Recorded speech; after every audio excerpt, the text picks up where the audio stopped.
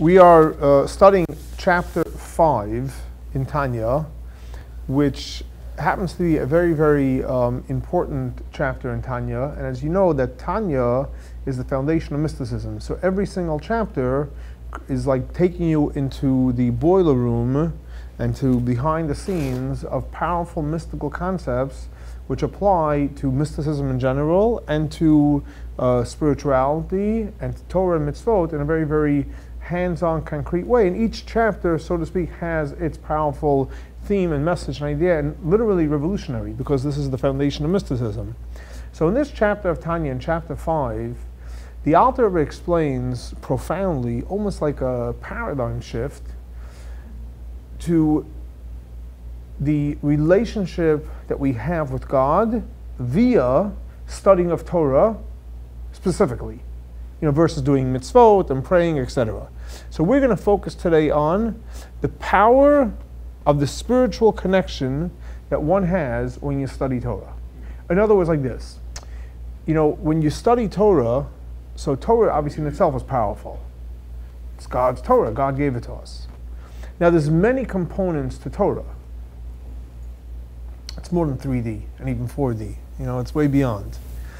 So one of the components you study Torah, for example, so you're learning halachot, you're learning the laws of God. As you study Torah, you have all the commandments, 613 commandments, 248 positive, 365 negative. So what happens is when you study Torah, so Torah has as follows. It has the halachot of the Torah, all the 613 commandments, 248 positive, 367 negative commandments. When you learn the Torah from the beginning to the end, every single parsha you'll pick up a few mitzvot, some have more, some have less. When you finish studying Torah, I can ask you what are the 630 commandments, and you're about to tell me the commandments.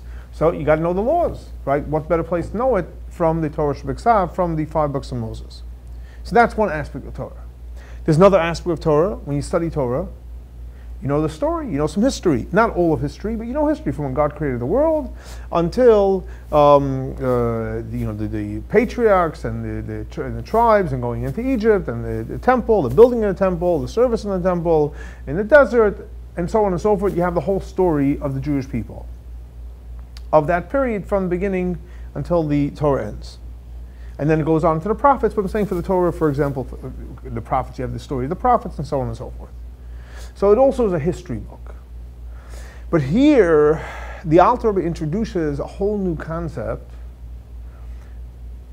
new in the sense, a new view, nothing changed. The Torah stays the same Torah, that the power that the Torah has and the gift that the Torah has is that it allows us to create the most deepest spiritual connection with God.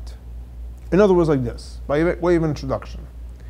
If you have two things, whatever the two things may be, it could be two physical things, it can be two people. So let's say you have two things, and you put them together, right? And you'll see you glue it together, you fasten it together. At the end of the day it's two things that are together, right?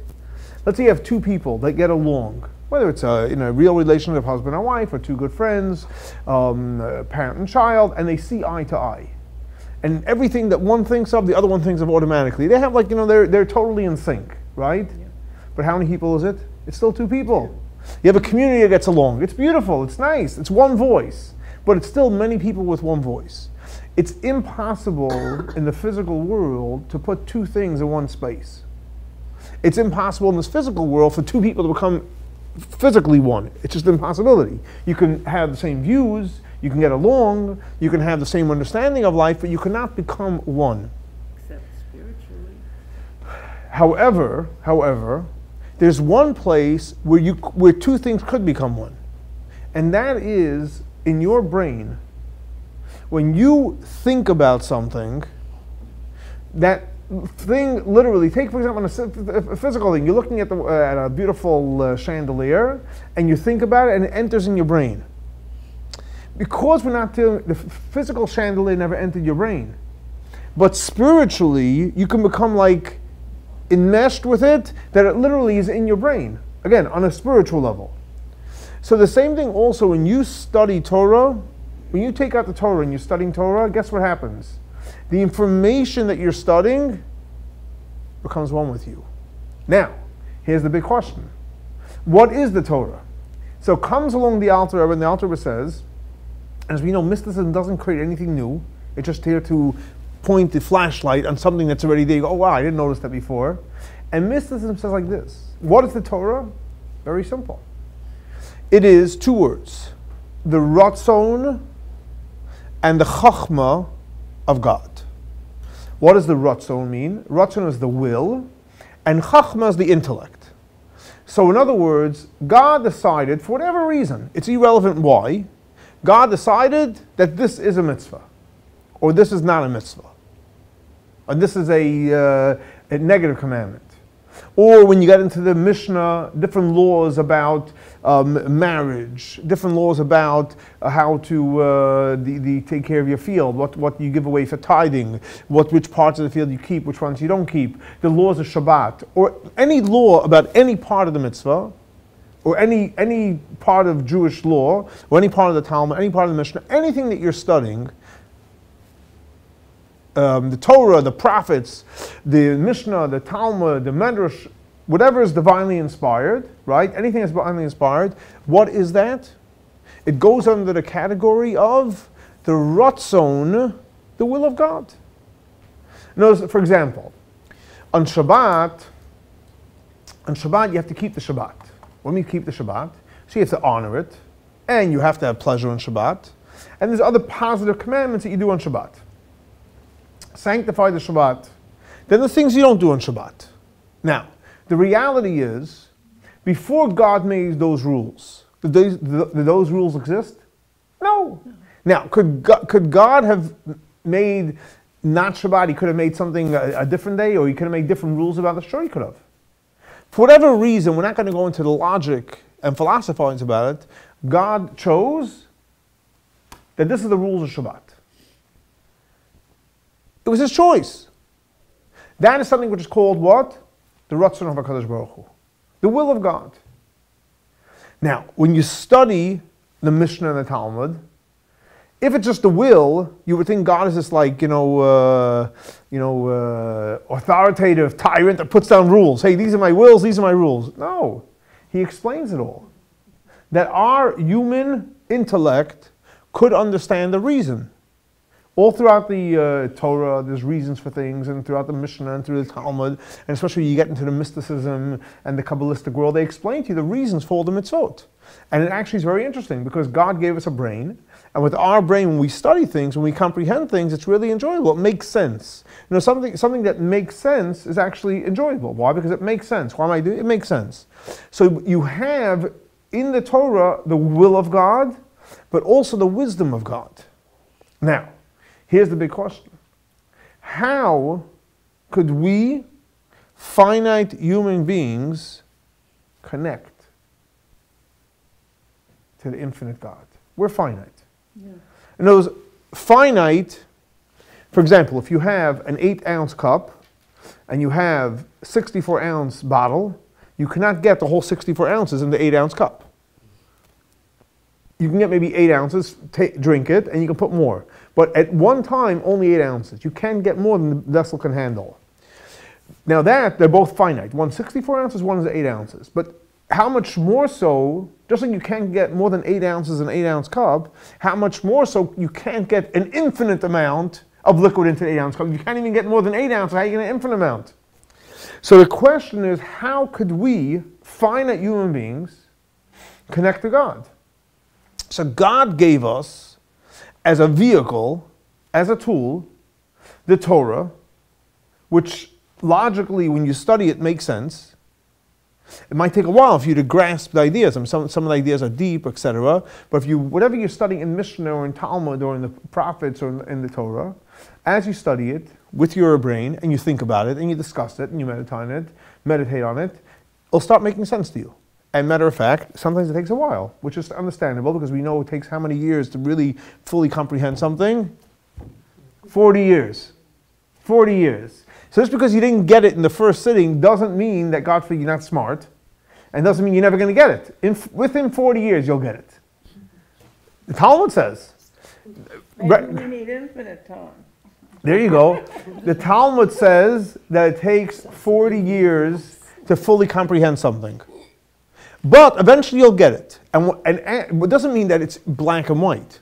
You'll understand it, you don't get it totally, and you'll slowly, inch away at it, you'll slowly, pull away at it, and eventually you'll have a full understanding of it. So when a person studies Torah, this allows him the opportunity to create an infusion of God's infinite, not 64 ounces, infinite wisdom, infinite will of God to our finite human being. So in other words, what the Alter is saying is that through the fact that we use our brain to study the Torah, comprehend the Torah, and then store the Torah as data in our brain. Because let's say you study something in Chumash, or in Halacha, or in Mishnah, right? So what happens after you study it? You forgot it? What? So you remember it for a while, and you have to sometimes restudy it, and then you think about it more. But the point is, you're actually putting it in your brain, in your hard drive, so to speak, right? You're putting it in your hard drive, and it sits there. So what do you have sitting within you? You have, it's called Torah, but what do you, more importantly, behind the scenes, what do you have actually within you? You have God. Which part of God? The will of God. And the intellect of God.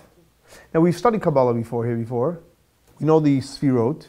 What's the highest Sfira? Keser, which is Tainug and Ratzon. So Ratzon, the will, is at a high level, and after that, what's the next level? It's Chachma Bina Das, the intellect. So you are basically taking God's Ratzon, you're taking God's Chachma, and you're giving yourself a transfusion of God, the infinite God within you. Now that is a gift that God gave us, that He allows us to put God Himself within you. True, we have a godly soul. No one's questioning that. But the godly soul, it's within us. Here we have an opportunity to take in our head and infuse in our head what? God's wisdom and God's will. Now we're getting real good merchandise within us. So what happens when you feed yourself God's will and wisdom? What happens to you as a human being? You feel full of love and wisdom and compassion, joy. That's true. That's all correct. But most importantly is as follows. The author explains like this. We each have a godly soul, and we have a body. Now, let's talk about things that we can relate to more, and then we'll talk things that we have to learn to relate to.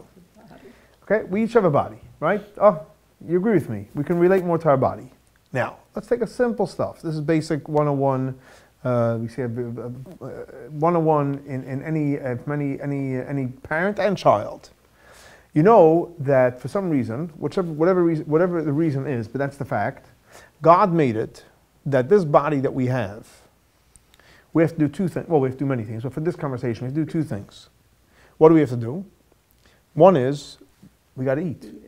We got to eat.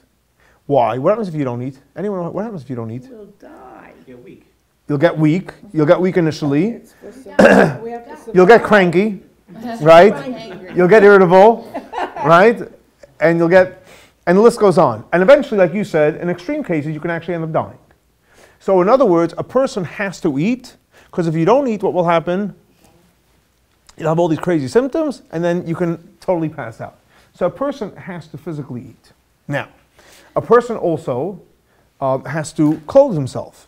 Why? Because it'll be too hot, too cold, and so on and so forth, right? So we wear clothing on our body. Now, we have a godly soul. We have a godly soul. The godly soul that we have also wants to eat. Absolutely. Wants to be fed. What? Only the body should be fed? Only the animal soul should be fed? Yeah. The godly soul wants to be fed. Now, why does the body want to be fed? It doesn't want to die. It wants to live. For the body, life is physical life. It wants to be here, in the now, in the physical world. In order for it to be here now in the physical world, it has to what? It has to eat. Okay. The godly soul wants to live. Now, how do you define the life for the godly soul? What's life for the godly soul? It's eternal, and it's combined with God. Eternal combined God. Okay, yes. Torah study. That's how you feed it. But right. But what is, before we talk about feed it? What is considered the life? Those. The neshama. Neshama is the part of God. In other words, the godly soul is the godly soul. Just like the body, when it eats, it feels good, right? It gives it energy. Why? Because it's able to live. It's able to enjoy life. Compassionate. The godly soul, what's life for the godly soul? What does it want? What's its mission? What's its vision? The vision and the mission for the godly soul is what? To cleave to God. It wants to cleave to God. It wants to become one with God. Now, that's all it wants. One track mind. Just like the body wants to eat, good food, right? All day, as much as it can, until you get too full, right? And then you stop. The godly soul wants to cleave to God. When? Always. It feels great when it cleaves to God. When it's not cleaving, it doesn't feel so great. Now, how does the godly soul cleave to God? How does the godly soul cleave to God? Prayer. Studying Torah. Prayer, studying Torah, exactly. So there's basically two ways it cleaves to God. Just like the body needs food and it needs clothing, so the godly soul needs food, spiritual food, and clothing, spiritual clothing. What is food for the godly soul? Torah. Now, Torah is food. Why is Torah food for the godly soul? Because that makes it living. I understand, but we're saying that Torah is food for the godly soul, and what is garments for the godly soul? Mitzvot. Great, you got the answer right. Now the question, we already said before, the whole idea of Torah is God wants us to use our brain, and we get it, we understand that, it's so much more enjoyable. So the question is, why is Torah compared to food, and mitzvot compared to garments? So, Because without Torah, you're spiritually dead. True, we got that. So your body dies. Correct, but the question is, what's the connection that Torah is called food, and food, spiritual food is Torah, and why isn't it the opposite? Because without Torah, we don't know how to connect to God. I understand, why isn't Torah garments and mitzvot food? Oh. You understand? Because one is outward and one is inward, inside. One's out, one's inward, yes. The Torah contains how to make the mitzvahs. Without Torah, we don't know how to make the mitzvah, which mitzvah to do. That's true, that's also true. But you take in the Torah within you, whereas you do mitzvah out there in the world. Okay, In the world. that's also, yes, that's true, correct. Okay, so here's the point. You guys are pretty close. Here's the point. Very simple. Close. What did we say before? When you sit down, for example, to eat, do you look at the food or do you put it on your body? Not going to help you. You're still going to be hungry. You can go to a restaurant or at home and look at all the beautiful food, and you're not going to get filled up. You have to ingest it. You have to. Some people actually have a magic. They're able to look at it and they feel full. Some people, I don't know how they do it, but some people do it. But generally speaking, most people, it doesn't work. Okay, so if you want to be full, if you want to be satiated, you have to go. You want to be satiated, but you have to eat first. Now, what happens with the godly soul? If you want to feel, you want to eat, you want to feed the godly soul, it has to eat. What do you take within you? What do you internalize within you? What did we say before? Torah study. When you sit down and you study Torah and you comprehend what you're studying, you are actually almost like, think about it, just like you're feeding a person physically, you're taking your soul and you're feeding it. And watch what happens to your godly soul when you study Torah. Watch what happens. You go to a Torah class, or you sit at home and study yourself, or you study with a friend, whatever it may be, just pay attention to your godly soul. He's alive.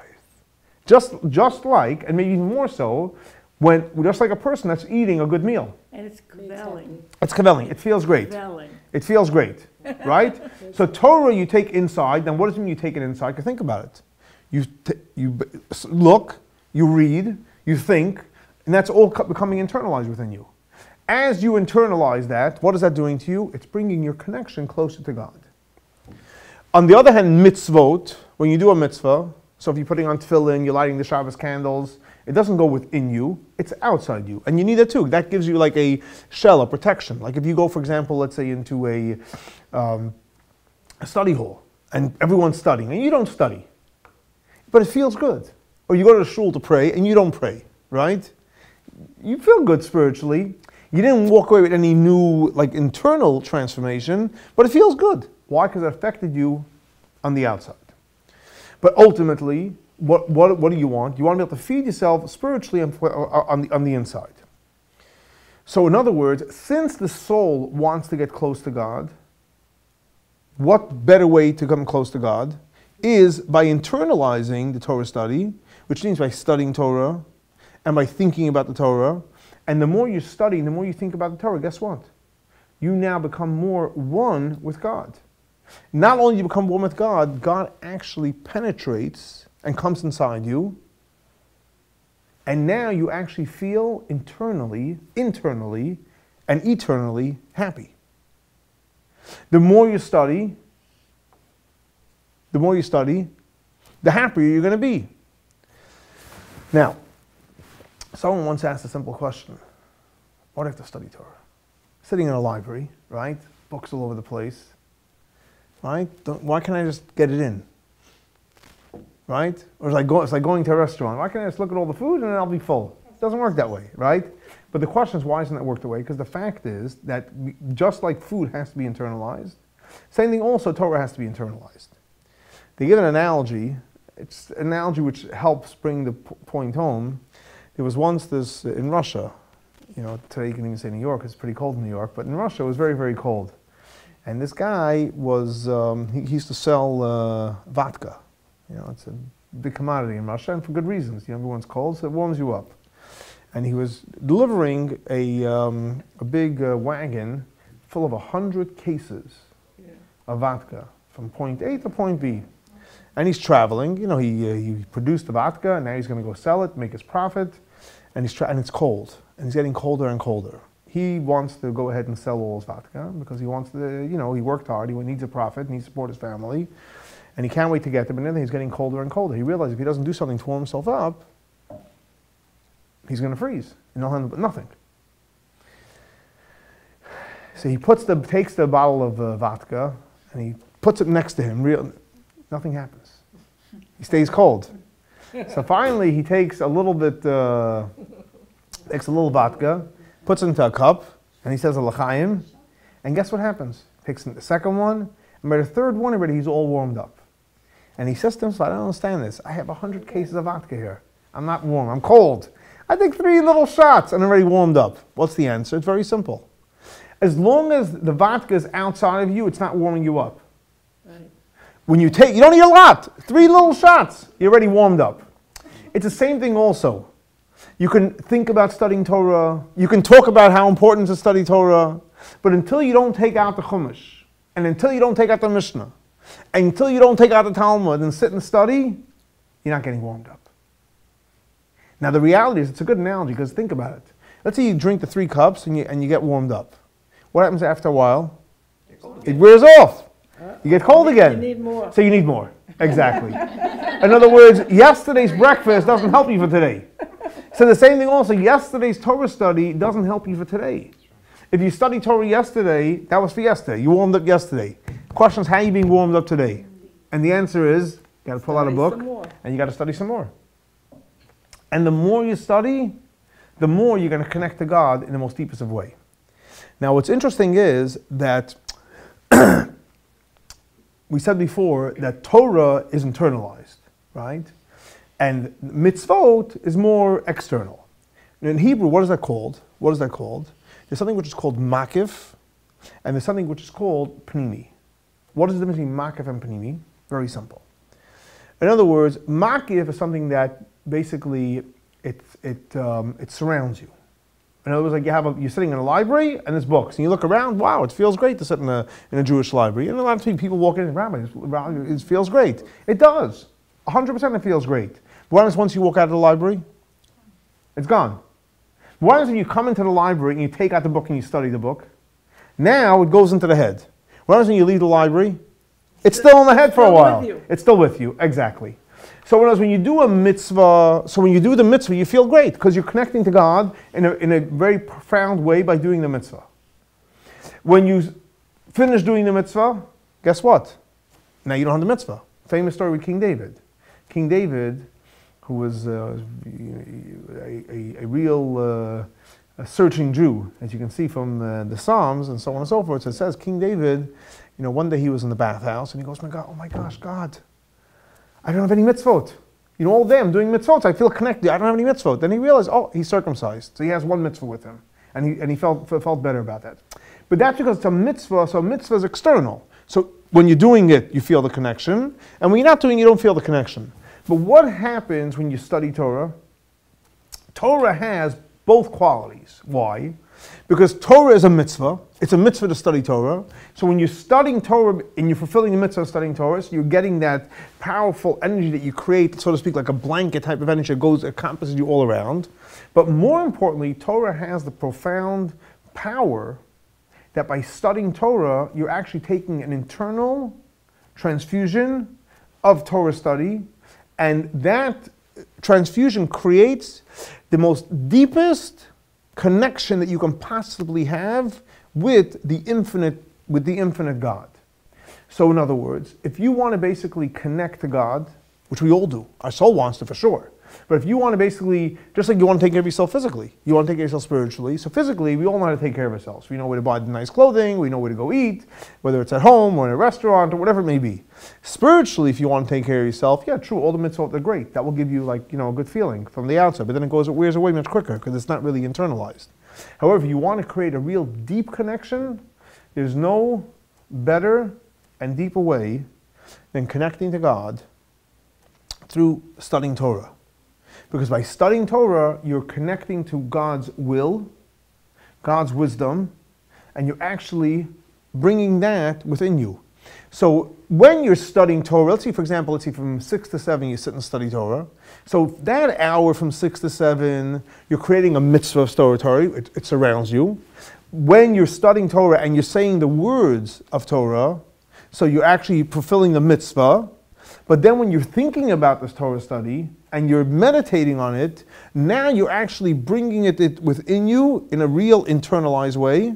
And even after, let's say 7 o'clock when the class is over, or when you finish studying with your friend, or if you listen online to a class, whatever it may be, whenever you finish studying Torah, and the Torah is sitting within you, Torah is within your brain, you actually have a deep relationship with God that's totally internalized with you in the most powerful way. And obviously, if you have God within you, think about all the benefits, right? You're happy, you feel secure, you feel satiated, you feel connected. And that's a connection that can't go away so easy. Why? Because it's internalized. One of the reasons why this chapter of Tanya is extremely important, and that is as follows. The reality is that God made us in a way that He gave us, which we discussed I think last week, the attribute of machshava, dibur, and maisa. In other words, we have our thoughts, we have our speech, and we have our action. Now, what is closer to who we really are? Our thoughts, speech, or action? Huh? Thoughts. Action, thoughts? The thoughts are closer, but action is what counts. Okay. Anyone want to say speech? We have a full gamut here? Okay. Right? It's gotta be your thoughts. Huh? Okay. What is closer to us? What is really who we are? The answer is thoughts. Why? Very simple. Because action we can either do or not do. In other words, we can wear a garment who doesn't really express who we really are, because it's a garment. You put it on, you take it off. Biggest proof, Purim, people get dressed up, right? And even during the year, people get dressed up who they're not. So it doesn't really tell you who the person is. Person behaves in a certain way. Could you say the person is X? No, he's behaving that way today. For whatever reason, he decided to behave that way. He doesn't necessarily resemble who you are. Speech, again, you can say things, you do believe in it, you don't believe in it. You see, even like people professionally, lawyers will say things which are contrary to the way they believe because that's their job. And it's not right or wrong. It's just the fact is, because speech is not who you are. In other words, you can say things you don't believe in. It's not a contradiction because speech is not really who you are. However, thought is who you are. In other words, what are your thoughts? That's who you are. In other words, that's your essence. You're thinking of who you are. When you're thinking, for example, do you think out loud? Sometimes you think out loud, right? And so you have to be very careful. No, they say, how do you know that you have a good friend, a real good friend, when you can think out loud. When you can think out loud. Exactly. Because your thoughts, now you have to be careful because not everyone can handle your thoughts. So you don't want to overload, some people sometimes, right? But you're accepted by it. But your thoughts are basically who you are. Your action doesn't necessarily resemble who you are, and same thing your speech, but your thoughts resemble who you are. So that's point number one. Point number two, what's the proof that thoughts are really who you are? Very simple. Because action is not constant. You don't have to always be busy doing something. And matter of fact, if you're always busy doing something, it's not a good sign. Not a good sign, right? Without getting into the psychological aspect of it. Because if a person's complacent, there's no reason to do something every second. You can just be. You don't have to do, you can just be. Sometimes being is very, very good. Meditating is very good. You don't have to be doing something always. And people that are always fidgety, they always have to do something, why can't you just be? They're not comfortable with themselves. On a psychological and a spiritual level, someone that always has to do something, there's something that they're struggling with. So in other words, you don't always have to do. The fact that some people do, it's not natural. Speak. You don't always have to talk, right? Unless you're like a yenta by profession, right? But most people don't always have to talk. Talking, however, thinking, could you ever stop your thoughts? No, it's on. The electric goes off, the batteries go off, you're still thinking. You're still even in your sleep, you're thinking. That's dreams come from, and so on and so forth. So in other words, the thought is really who you are. Because that is your essence. B, you can't shut it off. So your thoughts are who you are. So God created us. That's the way God chose to create us. That we can act and not act, speak and not speak, but He created us with a real quality of thoughts, and that's who we are. Now, the fact is, because your thoughts are constant, and now your thoughts are who you are, because you basically either become your thoughts or you are your thoughts. What came first, the chicken or the egg, right? So your thoughts are extremely powerful. Now, so what happens like this? What happens if you do nothing? Now I'm not talking about physically, because physically you can do nothing, you sit and do nothing. Speech-wise, you don't have to say anything. We're not talking about physical action. We're not talking about speech. We're talking about your thoughts. If I tell you, don't think about anything, that's not realistic. No, it's not realistic. Not easy. No, it's not easy. It's impossible. If I say to someone, what are you thinking about? Nothing. We know the person is what? Lying. Because you're thinking, you might not want to say it. The honest answer is, I don't want to share it. That's fine. It's okay. You don't have to share your thoughts. Yeah, maybe it's better you don't share your thoughts. I don't know if I want to hear your thoughts, right? Thinking about, no, I don't want to hear. I'm thinking about trying not to think. Yeah, exactly. Not going to work. Okay. I'm still thinking. Good, exactly. Exactly. Okay, so your thoughts are always working. You can't stop your thoughts. Therefore, once you know that, what happens now? Very simple. Because your thoughts are always thinking, every person in the world that's in marketing, every radio station, TV station knows that about you. And therefore, what are they trying to do? Grab your attention. Grab your attention. They want to get control of your thoughts. and putting your thoughts, their thoughts. Buy my product, right? Come to this place at this time. Now the reality is, if you're not proactively thinking about something, and the TV or the radio or a magazine or the internet comes on and says, hey, do this, you thought about it already. And now they grab your thoughts, and now they're going to lead you. Like, you lead a dog somewhere with a chain, because they got you with your thoughts. Why? Because your thought is always thinking. Knowing that, it's like this. Let me ask you a question like this. If you had something extremely valuable, an expensive ring, expensive, whatever it may be, at your house, worth a lot of money, would you leave the front door opened? Why not? Why not? Because it's valuable and you don't want someone walking in and taking it out. Correct? Now, what's the most valuable thing that you have? Your thoughts. So what do? You leave the front door opened.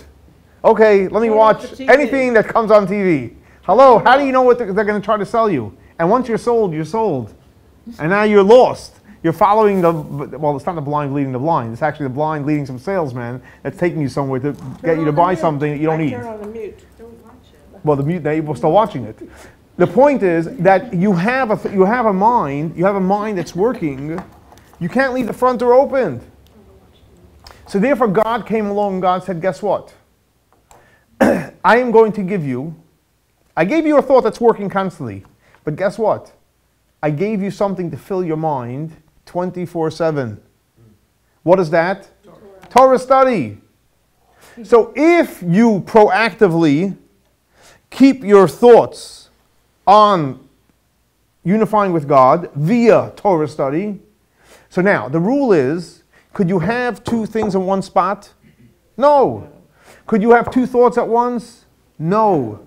You can switch from one to the other, but you cannot have, it's impossible to have two thoughts at once. So if at this moment you're studying Torah, could somebody distract you? Could somebody sell you something? Could somebody schlep you somewhere you don't want to go? Or convince you to be negative or pessimistic or sad about something? No, I'm busy studying Torah.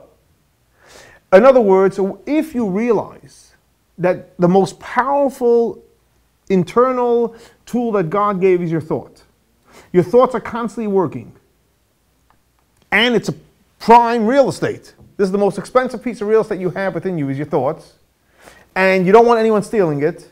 God gave you something to fill it. So you say, God, you didn't give me anything to do. What do you want? Well, I mean, I'm bored, right? What do you mean you're bored? Did you finish the whole Torah study? You know the whole Talmud already, backwards and forwards? You know the whole Mishnah, right? Backwards and forwards? Come, recite it to me. You know all the prophets? You know the whole Torah? You know all the mysticism? Oh, so you can't have an excuse, I have nothing to do. You have plenty of to do. And I can guarantee you can live your whole life and not even touch the tip of the iceberg, because it's very simple. Because the comes from God, and God is infinite.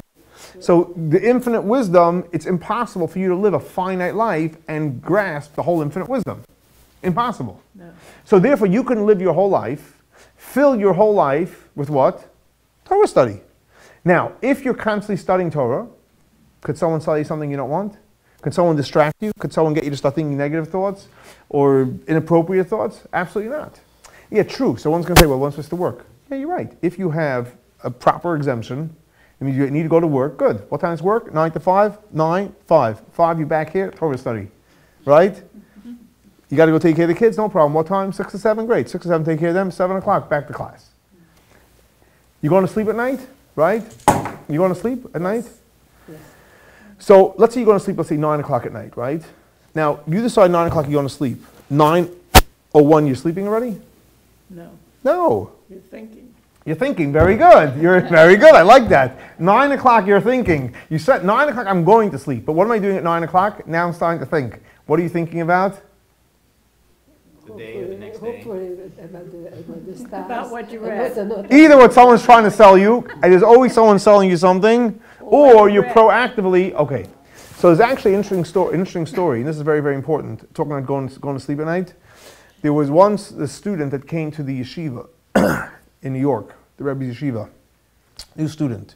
So the Rabbi asked one of the teachers to keep an eye on this boy, see how he's doing, etc. And he was doing great, but one day he said that he had doubts. in belief of God.